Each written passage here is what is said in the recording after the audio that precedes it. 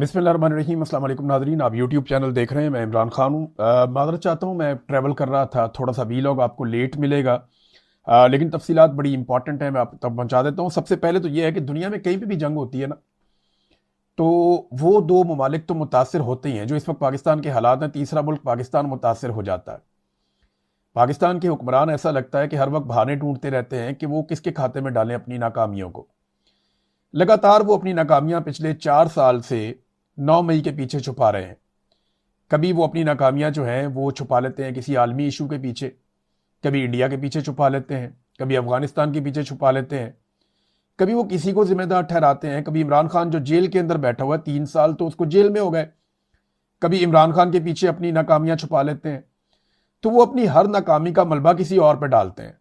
जो इन्होंने इंसानी हकूक की खिलाफ वर्जियां की हैं, उस बुनियाद के ऊपर यूरोपीय यूनियन बड़ा संजीदगी से इस मामले को देख रहा है कि दोबारा पाकिस्तान को ये स्टेटस मिलेगा या नहीं, जीएसपी प्लस का। अब वो नाकामी उठा के इमरान खान के बेटे पे डालने की कोशिश की है। हालांकि ये सारा किया धरा पाकिस्तान के उन जर्नैलों का है जिन्होंने अपनी एक्सटेंशन के लिए, अपने मफाद और अपने फायदे और अपने कारोबार को वसअत देने के लिए, अपने इख्तियार के लिए पाकिस्तान में रिजीम चेंज ऑपरेशन किया था। और इस रिजीम चेंज ऑपरेशन को उन्होंने अमेरिका की मदद से मुकम्मल किया, क्योंकि काफी रिएक्शन था। इसके ऊपर फिर कभी तफसील में बात करेंगे। मैं आपको बताऊंगा कि ये साइफर वाली कहानी क्या थी और किस तरीके से हुआ था। मैंने कुछ चीजें आपको पहले बताई हैं, कुछ आपको आगे चल के भी बताएंगे। कासिम सुनी के साथ हमने एक बड़ा जबरदस्त वीलॉग किया, उसमें कुछ चीजें डिस्कस हुई हैं, बाकी चीजें हम आइंदा डिस्कस करेंगे।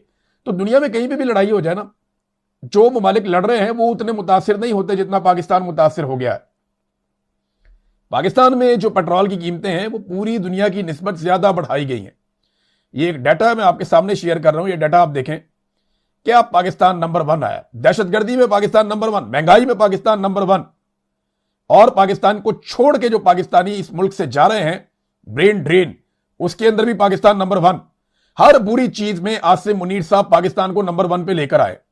आसिम मुनीर साहब ने दावा किया था कि 1 साल के अंदर वो पाकिस्तान की मईशत को ठीक करेंगे। पाकिस्तान की मईशत, उनको आज 4 साल हो गए, बेड़े ही गर्क हो गया पाकिस्तान की मईशत का, कुछ नहीं बचा। 3.5 साल उनको हो गए आए हुए और मईशत नहीं ठीक हुई।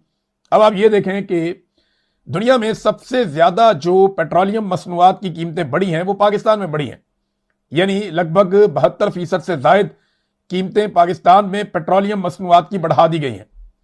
बाकी इसके बाद कंबोडिया आता है, वियतनाम आता है, श्रीलंका, बहुत बेचारे वो कोई 58% है, कोई जो है वो इससे कम है, कोई उससे कम है। तो बहुत थोड़ी थोड़ी कीमतें बढ़ाई हैं, क्योंकि किसी ने 49% बढ़ा दी, किसी ने 33% बढ़ा दी, किसी ने 30%, किसी ने 28%, किसी ने 25%। तो दुनिया ने कीमतें इतनी इतनी बढ़ाई हैं। यूरोपीय ममालिक और ऑस्ट्रेलिया आप देखें, उन्होंने 18% कीमत बढ़ाई है। फ्रांस ने 15% कीमत बढ़ाई है। सिंगापुर ने 15% कीमत बढ़ाई है। यूनान ने 12.50% कीमत बढ़ाई है। इसराइल ने जो लड़ाई में है उसने 12% कीमत बढ़ाई है। इंडिया ने 28% कीमत बढ़ाई है। लेकिन पाकिस्तान ने 72% से ज्यादा कीमत बढ़ाई है पेट्रोल की। यह पाकिस्तान ने किया और यह पाकिस्तानियों के साथ हुआ। अब आपको एक और डाटा मैं बताता हूं कि हर पाकिस्तानी 1 लीटर फ्यूल के ऊपर कितना टैक्स दे रहा है।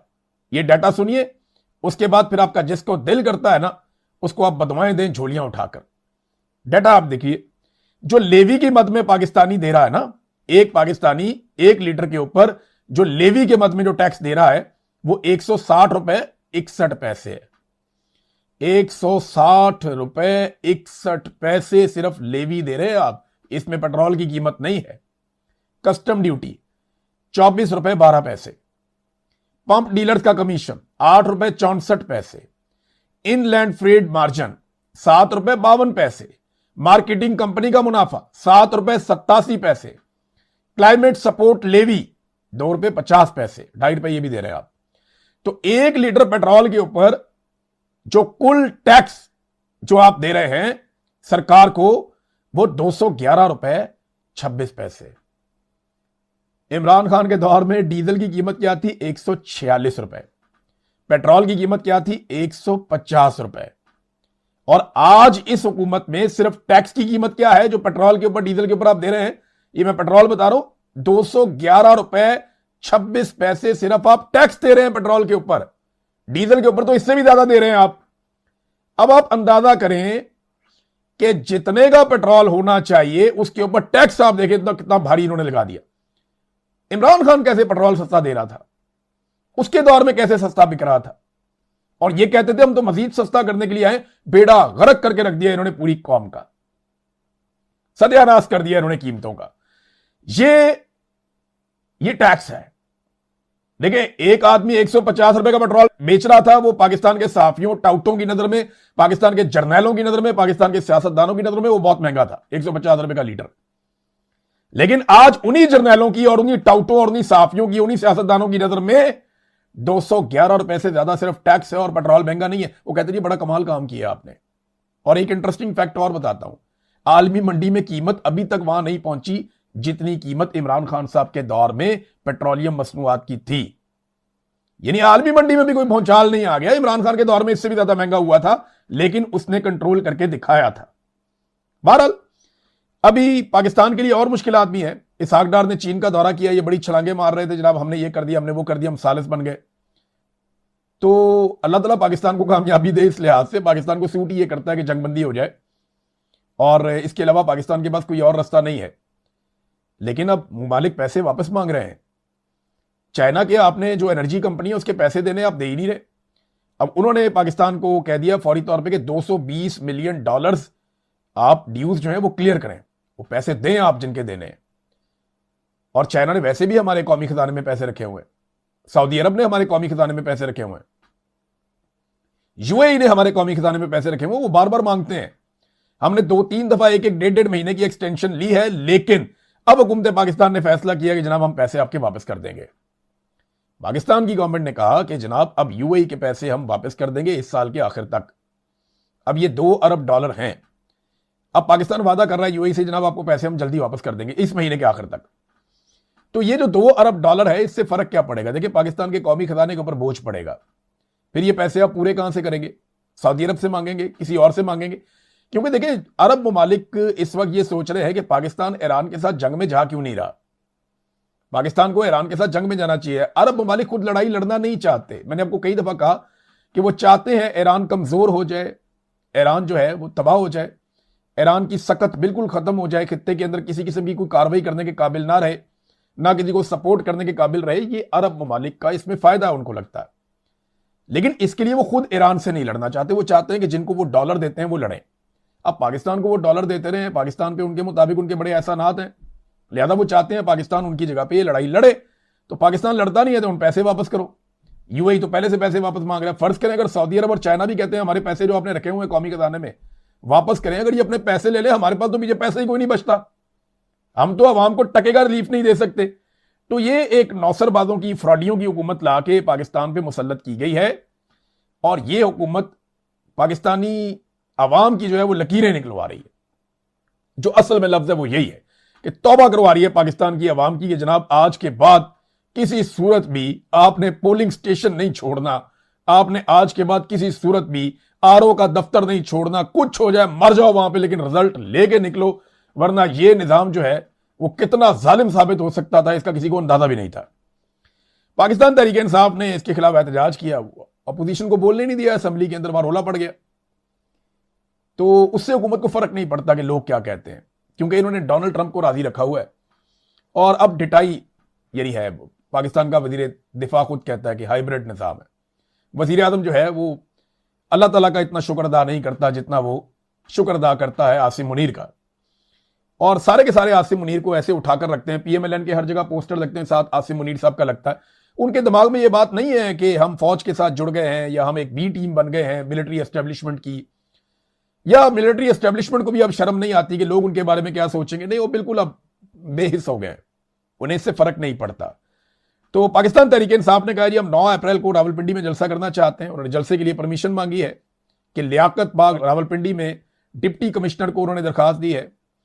तो इजाजत मिलना तो बहुत मुश्किल है जलसे की, और पाकिस्तान तहरीक इंसाफ की ये जो लीडरशिप मौजूद है, अगर ये जलसा करती भी है रावलपिंडी में, तो इमरान खान की कॉल के बगैर कितने लोग निकलते हैं महंगाई के खिलाफ, ये भी एक बड़ा सवाल होगा। वैसे हुकूमत को चाहिए इनको इजाजत दे दें, देख लेते हैं महंगाई के खिलाफ कितने पाकिस्तानी बाहर निकलते हैं, क्योंकि ये कॉल इमरान खान की नहीं होगी, ये कॉल पाकिस्तान तहरीक इंसाफ या अपोजिशन की होगी।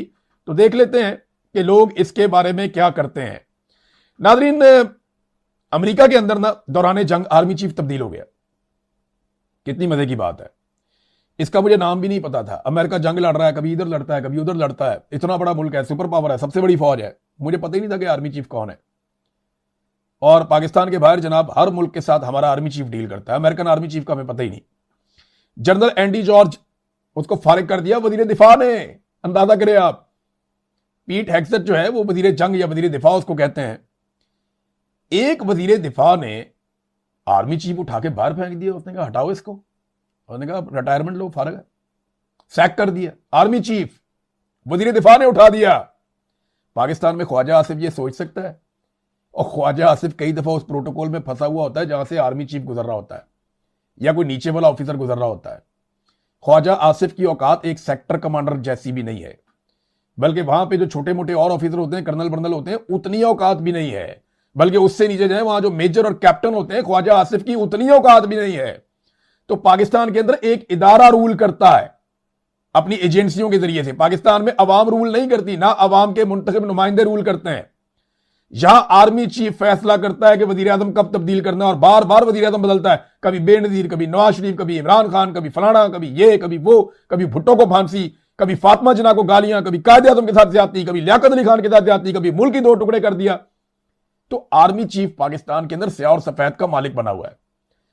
देखें ना, हम ये कहते हैं जनाब हालात क्योंकि बुरे हैं, लिहाजा जो मौजूदा आर्मी चीफ है इसको एक्सटेंशन दे दी जाए। हमारे आर्मी चीफ के बाद एक्सटेंशन का जो सबसे बड़ा बहाना होता है वो हालात होते हैं ना, मुल्क नाजुक दौर से गुजर रहा है। भाई पाकिस्तान का तो 78 साल से नाजुक दौर ही खत्म नहीं हो रहा। अब जब दुनिया उस अहम मोड़ के ऊपर पहुंची जहां पे नाजुक दौर गुजर रहा है, और नाजुक मोड़ पे जब दुनिया पहुंची तो पाकिस्तान वहां पे 78 साल पहले से खड़ा हुआ था। यह सूरत हाल है, ये सोशल मीडिया पे लोग कह रहे थे। बहरहाल ख्वाजा आसिफ तो सोच भी नहीं सकता, भी ख्वाब भी नहीं देख सकता कि वो आर्मी चीफ तब्दील करेगा। बल्कि आर्मी चीफ क्या तब्दील करेगा, कोई रिटायर्ड जर्नैल को उसकी जगह से नहीं हटा सकता वो, जहां पे वो जाके लग जाए। और यहां पे आर्मी चीफ जो है वो वजीर आजमों को हटा देते हैं, सदरों को हटा देते हैं, जो दिल करता है आर्मी चीफ करते हैं। पाकिस्तान में ये फर्क है। यहां जंग भी नहीं होती है, आर्मी चीफ पक्के होकर बैठ जाते हैं, पक्के पैरी के हमने नहीं जाना। उधर उन्होंने जंग के बीच में आर्मी चीफ हटाया, जंग के बीच में हटाया। वो मुसलमान थोड़ी है। लेकिन हजरत उमर फारूक रज़ी अल्लाह तआला अन्हु ने दौरान महाज खालिद बिन वलीद रज़ी अल्लाह तआला अन्हु को हटा दिया था। जंगें जो है फौजी जीतते हैं, फौजें जीतती हैं और कौमों के साथ मिलकर जीतती हैं। जर्नैल कुछ नहीं बेचते, ये आते हैं और जाते हैं। बड़े बड़े शानदार जर्नैल भी होते हैं, तो वो अपनी फौज के बगैर कुछ नहीं होते। बड़ी बड़ी हिकमत अमली होती है, लेकिन उनको अपनी फौज, असल चीज फौज होती है, तो वो उसकी प्रोफेशनलिज्म होता है। अब पाकिस्तान के अंदर जनाब यहां पे आवेगा वही बिगड़ा हुआ है, जिसका दिल करता है जब आके बैठ जाता है, और जब तक दिल करता है तब तक बैठा रहता है। ईरान के सदर ने एक पैगाम दिया है, ये पैगाम मैं आपको बता देता हूं।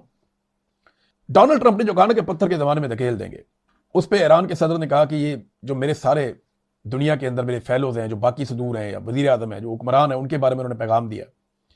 क्या ये एक बहुत बड़ा वॉर क्राइम नहीं है कि किसी मुल्क को पत्थर के दौर पे धकेल देने की धमकी देना और वो हरकतें भी करना? वो अब देखें ना, स्कूलों पे, अस्पतालों पे बम मार रहे हैं, पुलों पे बम मार रहे हैं, बिजली के स्टेशन तबाह कर रहे हैं। यहां से कौन सी दहशतगर्दी हो रही थी? वो तो ईरान का पूरा इंफ्रास्ट्रक्चर बर्बाद कर रहे हैं, स्कूल, यूनिवर्सिटी, कॉलेज, अस्पताल, और जो इमदादी टीमें उनको, लोगों के घरों को तबाह कर रहे हैं, पुलों को तबाह कर रहे हैं, सरकारी दफातर को तबाह कर रहे हैं। जो तबाही इस वक्त अमेरिका ईरान में कर रहा है, ये सारी दबाव डालने के लिए डोनाल्ड ट्रंप ने कहा कि थोड़ा सा हम जोर लगाएंगे और कुछ ही वक्त में आसानी से हम ये आबनाए हुर्मत को खुलवा देंगे खुद ही, और तेल ले जाओ, अपनी किस्मत बनाओ दुनिया के लिए। उन्होंने कहा तोहफा हम छोड़ देंगे, हम खोलेंगे आबनाए हुर्मत को। ये डोनाल्ड ट्रंप ने बड़े सख्त अल्फाज बोले। लेकिन ईरानी सदर ने कहा कि ये तारीख याद रखेगी और इसकी बड़ी कीमत चुकानी पड़ेगी। जो लोग आज खामोश हैं और जो आज जराइम कर रहे हैं, इनके बारे में उन्होंने बड़ा कैटेगोरिकली ईरानी सदर ने लिखा है। और ईरान के बाकी जो सियासतदान है वो भी ये कह रहे हैं कि ये क्या धमकी है कि पत्थर के जमाने में धकेल देंगे। वहां पे तो ना बिजली थी, ना गैस थी, ना पेट्रोल था, ना कुछ और था। तो ठीक है, पूरा खित्ता ही फिर पत्थर के जमाने में जाएगा, ईरान अकेला तो नहीं जाएगा। अगर अमेरिका कह रहा है कि वो ईरान को पत्थर के जमाने में धकेल देगा, तो ईरान अपने साथ साथ आसपास के ममालिक को भी पत्थर के जमाने में ले जाएगा। इससे अमेरिका को तो फर्क नहीं पड़ेगा, लेकिन मिडिल ईस्ट को बहुत फर्क पड़ेगा। ये अरब ममालिक को सोचना पड़ेगा, उनके लिए प्रॉब्लम हो जाएगी। नाजरीन, ईरान में कुछ अमेरिकी हेलीकॉप्टर बहुत नीची परवाजें कर रहे हैं। और वो कुछ सर्च ऑपरेशन कर रहे हैं। अब इतला यह है कि एक F-35 का तैयारा गिरा है, बड़ा जदीद तैयारा है अमेरिका का। वो तैयारा गिरा है ईरान में और उसको ईरान का दावा है कि गिराया गया। उसका पायलट जो है वो इजेक्ट कर गया था, वो निकल गया था पैराशूट के जरिए से। अब उस पायलट को ढूंढने के लिए ऑपरेशन चल रहा है। दावा यह किया जा रहा है कि ईरानी फोर्सेस भी जमीनी ऑपरेशन कर रही हैं और पूरी कोशिश कर रही हैं कि पायलट को काबू कर लें। और अमेरिकी हेलीकॉप्टर भी बहुत नीची परवाजें कर रहे हैं कि पूरी कोशिश कर रहे हैं कि एक तो रेडार से बचें, नीचे जाएंगे तो बचेंगे उससे दिफाई निजाम से, और दूसरी कोशिश यह है कि अमेरिकी पायलट को वो निकाल के वहां से ले जाएं। अब कुछ सोर्सेज दावा कर रहे हैं कि ईरान ने उस पायलट को पकड़ लिया है, अब वहां से वो मूव करना मुश्किल है क्योंकि ऊपर जो है वो अमेरिकन घूम रहे हैं। तो एक अजीब फिल्मी किस्म की सिचुएशन बन गई है कि पायलट है एक, ईरानी फोर्सेज और अमेरिकी फोर्सेज उसके पीछे पड़ी हुई है। अगर तो ईरानी उसको पकड़ के ले आते हैं किसी मेन शहर के अंदर तो एक नया तमाशा लग जाएगा दुनिया में। अब उसके लिए वहां पे अमेरिका एक ऑपरेशन कर रहा है। अमेरिका के कितने तैयारे अब तक तबाह हुए, जरा ये डाटा मैं आपके सामने रखता हूं। ये है डाटा। F-15 4 अमेरिका के अब तक तबाह हो गए हैं। 3 कुवैत के अंदर हुए हैं, 1 तेहरान में हुआ है। F-16 2 तबाह हुए हैं और ये दोनों जो हैं वो एक सेंट्रल रीजन में हुआ है और एक साउथ में हुआ है। 2 F-16, ये हो गए जी 6। F-18 ये एक तैयारा तबाह हुआ है और ये भी साउथ में तबाह हुआ है। फिर F-35 ये 2 तैयारे ये भी तबाह हो गए हैं, एक साउथ में और एक सेंट्रल रीजन में तबाह हुआ है। ये जनाब रिपोर्ट किया है तेहरान टाइम्स ने। और ये टोटल जो तादाद बनती है 4 और 2 6 7 8 9 जेट तैयारे, ये लड़ाका तैयारे हैं जो अमेरिका के तबाह हुए। अच्छा, इसके अलावा एवॉक्स बहुत बड़ा एक जहाज है, बड़ा शानदार, बहुत महंगा जहाज जो एयरफोर्स को कंट्रोल करता है और बड़ी मरकजी हैसियत है उसकी, वो तबाह कर दिया ईरान ने खड़ा हुआ। और इसके अलावा कुछ और जहाज खड़े हुए थे वो तबाह कर दिए। तो इस तरह मिलाकर अब 20 से ज्यादा तैयारे हैं जो अब तक अमेरिका के तबाह हो गए हैं ईरान के हाथों। ये ईरान का दावा है और इनमें से कुछ को तो अमेरिका मानता है, कुछ के बारे में नहीं मानता, कुछ की तस्वीर भी आ चुकी हैं और बाकी ममालिक भी बता रहे हैं कि ईरान की तबाही हुई है। और ब्लूमबर्ग ने आज से कुछ अर्सा पहले जब ये नए हमले हुए, अभी तो 5-6 तैयारे और खराब हो गए अमेरिका के, उससे पहले उन्होंने 16 तैयारे रिपोर्ट किए थे ब्लूमबर्ग ने, अमेरिकन मीडिया ने, कि वो तबाह हुए हैं। अब नादरीन, इसराइल की ड्रोन फैक्ट्री है एक, उसके ऊपर भी अटैक हो गया है। ईरानियन जो एक बैलिस्टिक मिसाइल है वो आकर लगा है एक इसराइली ड्रोन फैक्ट्री के ऊपर जहां पे वो ड्रोन बनाते थे। अभी तक ईरानी ड्रोन का कोई हल वो निकाल नहीं पाए। ईरानी ड्रोन आते हैं, वो कार्रवाई डालते हैं, चले जाते हैं, और ईरानी ड्रोन बन कहां पे रहे हैं, ये लॉन्च कहां से हो रहे हैं, वो कुछ समझ ही नहीं आ रही उनको। वो उसको अभी तक सिस्टम को नकारा नहीं कर सके। लेकिन ईरान ने इसराइली ड्रोन फैक्ट्री को जो है वो तबाह किया, उसका काफी नुकसान किया है। और ये उसकी तफसीलात मेरे सामने क्लैश रिपोर्ट है, यहां पे मौजूद है। अमेरिकन मीडिया भी इसको रिपोर्ट कर रहा है और इसमें बड़ी क्लैरिटी के साथ बताया गया है कि ये इसराइल का नुकसान हुआ और इसराइल ने इसको तस्लीम भी किया है अब तक की इतला के मुताबिक।